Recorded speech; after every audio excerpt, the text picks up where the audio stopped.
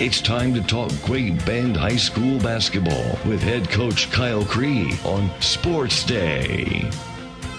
Sports Day here on a Thursday, and in our Thursday feature, we talk Great Bend Panther Basketball.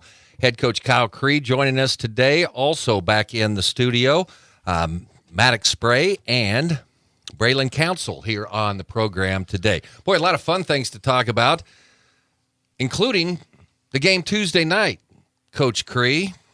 That was fun. Someone told me, and I really didn't notice, I was just enjoying the whole thing, that it was a 27-point game and had a chance at a running clock against Hayes. What a performance. You had to be really, really happy for the kids and proud of your kids on Tuesday night. Yeah, that's what I've been telling a lot of people. Just super proud of the guys and just sticking to the game plan and doing what we wanted to do. And it was a dominating victory, so it's always fun to beat your rival like that.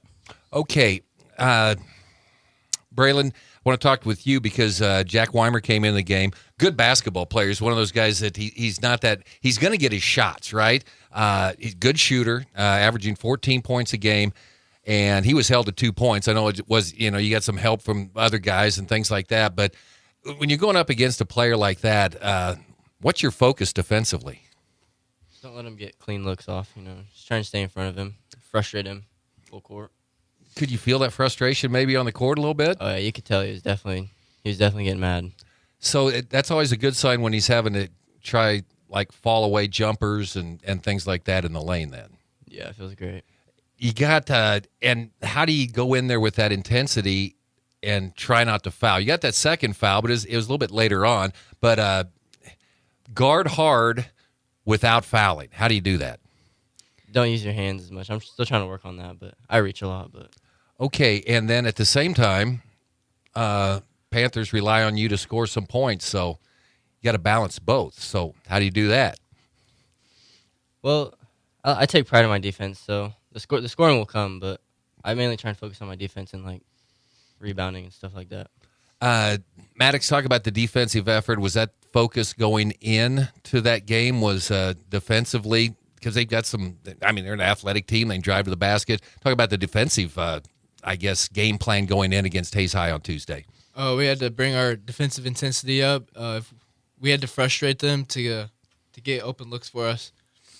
So they obviously rely on penetration quite a bit, but kind of talk, how do you handle help with that? Because obviously they've got some good shooters too. You don't want to give up the shooter on the outside. And tell me about how that works and how it's got better since the start of the season. Well, some players you can't help off of, like Braylon when he was guarding Jack. You can't really help off of him. And Carter, he had really good help defense because the player he was guarding, he couldn't really shoot at all. And that just translated on the scouting report too. You guys got off to a good start against Garden City, had a 9-point lead in the first half, and then, of course, they eventually kind of reeled it in. Did that help with your focus to try to keep the hammer down a little bit? Yeah, it just helped us kept in it because all those runs that Garden makes, it help us focus up to get more runs for our team. You lost by 3 to a team that's undefeated now, ranked 8th in Class 6A. So, you come up short. You didn't get the win, but how did that Garden City game help your confidence in getting ready to go against Hayes High? It really motivated us because if we can stick with the number 6 and 6A, then we can definitely stick with the Hayes team that's pretty decent this year. Well, Hayes had a pretty good run. Did your brother say, hey, way to go, Yeah. Yeah. Yep. Steph was waiting for us after the game, and he was – and not just Steph, some of those other guys that come to the alumni scrimmages and stuff over break. It was kind of cool to see Steph and Schramer and Sam Ryan and some of those guys waiting for us to congratulate us. And so it's kind of cool to see those guys after games. Yeah, you'll get another shot with them, and, of course, I know they'll be looking forward to it. That's down the road just a little bit. But so right at the end of the first half, Braylon, what were your thoughts when you saw Ian Premer heading toward the basket at the end of the first half? I knew he was going to go for a dunk. I thought he was going to lose it, though, there. How would you rate the dunk? 1 to 10. 1 to 10. I would give it a 7 just because of how high he got. A 7, okay. Maddox, what do you think? Probably about a 5. I think you can get 2 hands on that thing. Okay, I'll agree because we got to leave some room, right? Yeah, I mean, I'd probably give him a 5 too. I mean, he's a fundamentals guy, so he's not going to do anything flashy. But I mean, if he goes, I don't know, between his legs or behind his back, maybe a 360, and then we'll give him a little more credit. Unless he hits a back iron and then he goes down, it's disqualification though. Yeah, but I mean, I think at that point we had a decent lead, so if he misses it or bangs it off the back of the rim, we're probably not as frustrated. I think from my standpoint, I was just trying to calm him down because I didn't want everybody just losing their mind and maybe losing their focus and losing too much energy on one play. How much of a boost did that give you guys going in the locker room, Maddox, at halftime to end it like that, and a first half that you dominated, but heck, if they hit a 3 there, they're right back within 10 points. What kind of boost did that give you? It gave us a lot because heading into half up was 15, gave us a lot of confidence going in and winning the second half. Yeah, that was Braylon. How big a boost did it give you guys in the team? Oh, yeah, I felt great. Like going to the locker room, we had so much energy. Just trying to calm down so we don't waste it. But yeah, we finished great.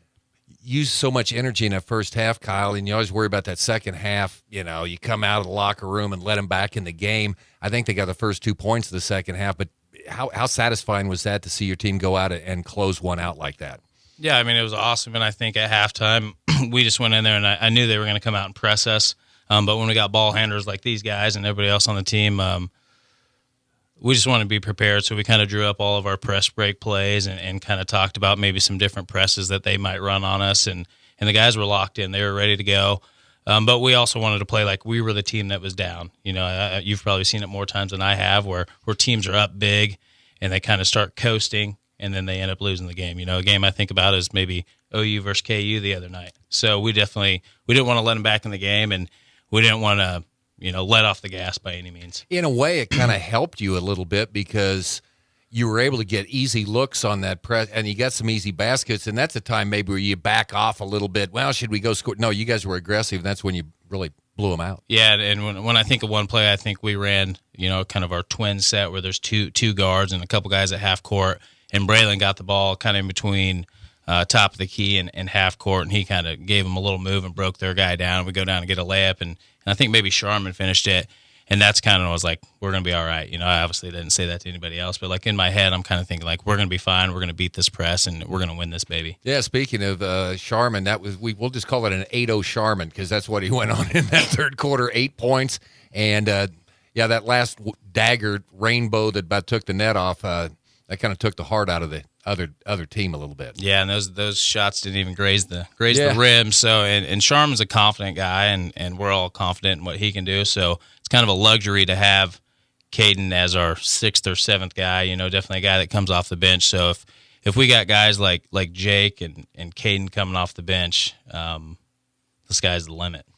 Another guy who's on the bench had his letter jacket on, just chomping at the bit. What's the latest on Matthew Mater, and maybe what's his status for here as we head into the end of January? Yeah, Matthew's been working hard, PT, trying to get back in it, and his big thing right now is kind of pressing off his left foot and some of those lateral movements, so he's got to pass some of those tests. I think the other day maybe he said he was at 70% last week, and it seemed like, within the past couple of days he feels like he's about 80%.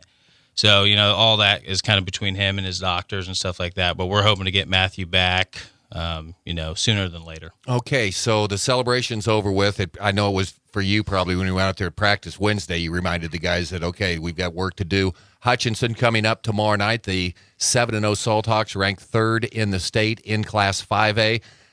You've been saying it. I mean, they're a good team.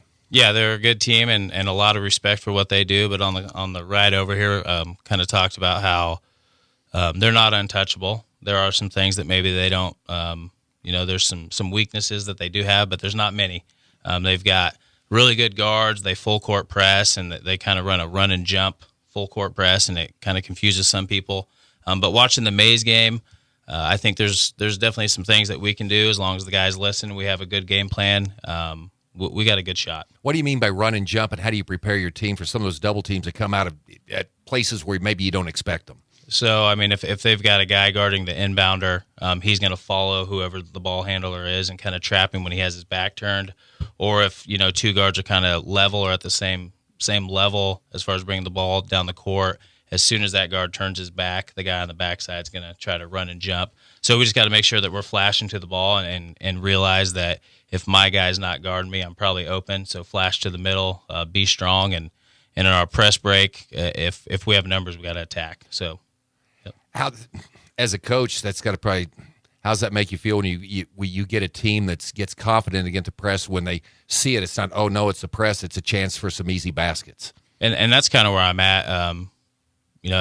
As the head coach, I got confidence in these guys. So if they want to press us, I don't know that I've had as much confidence in any team as I do in having Carter, Maddox, Ian, Braylon, guys like that, Sharman, that can beat the press. Okay, Maddox, as you're thinking about this game tomorrow night, during practice, things like that, when you think about Hutch, what are you thinking about? I mean, this game tomorrow night, some things that for you that you want to make sure that you do well in the game tomorrow. Probably just keeping our composure and staying calm, and then just if we break the press, then I think we'll be all right. Defensively, looking at the Salt Hawk team, what are you focused in on? Just bringing the intensity, not using your hands as much. Just use your body and keep in front of them. Okay, Braylon, you ready to go? Your thoughts going into this game, some things you're thinking about. Just got to take care of the ball. We'll be all right. Okay. Play with composure and we'll be fine. Can't wait to see it. Coach, day before, here we go. I'll ask you tomorrow night, too. You know, I just like that feelings right now. I'm excited. I think this is a chance for us to kind of prove to everybody what we're made of and how much progress we've made and maybe kind of get that nasty taste out of our mouth that we had when we left Junction City. So it's a similar type team, and we're definitely excited, and we get Braylon to play him this year. So Braylon didn't get to play last year against Hutch, so we definitely got that in our back pocket, and hopefully they don't realize that he didn't play last year. They got a pretty good point guard. You looking forward to the challenge, Braylon? Oh, yeah. Can't wait.